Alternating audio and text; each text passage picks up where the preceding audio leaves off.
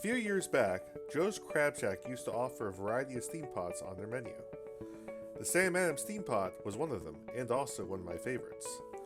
After last year, Joe's had to reduce their menu, one of the casualties being the Sam Adams steam pot. While this isn't a true recreation, it is my reinterpretation. First off, you will need crab legs. I'm using 2 clusters of Dungeness crab and some littleneck clams. Use any sort of shellfish you want. Personally, I don't care for shrimp or mussels, but if that's what you like, go ahead and throw them in. Next, the titular Sam Adams. Of course, you'll need 2 links of andouille sausage, 2 ears of corn, 3 small red potatoes, 3 heads of garlic,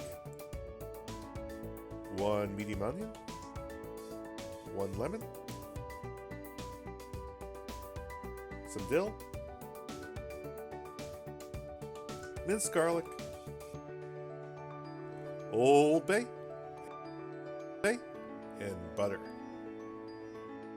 Start by quartering the onions and slicing the sausage into 1-inch sections. If you don't have the andouille, you can certainly use kielbasa. Slice the garlic bulbs in half, as well as 2 ears of corn. Slice the lemon into thin slices, and now it's time to get out a big old steamer of water going. Put half your garlic and your onion into the water, as well as a few slices of lemon. Now we'll set the steam pot on top and put in your potatoes, corn, lemon slices, and the rest of your garlic. This will need a head start before the shellfish and sausage of at least 10 minutes. Give it a good old dusting of Old Bay on top, maybe a little bit more.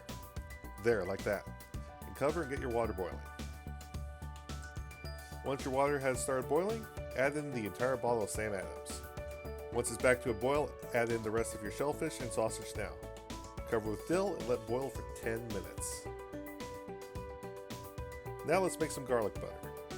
Just add a teaspoon of minced garlic in a microwave-proof container. About half a stick of butter. Stick in the microwave for about 30 seconds, and boom, garlic butter. After 10 minutes, your steam pot should be ready. Be sure you are wearing a bib or an apron. This is going to get messy. Like, comment, and subscribe. And stay tuned for more.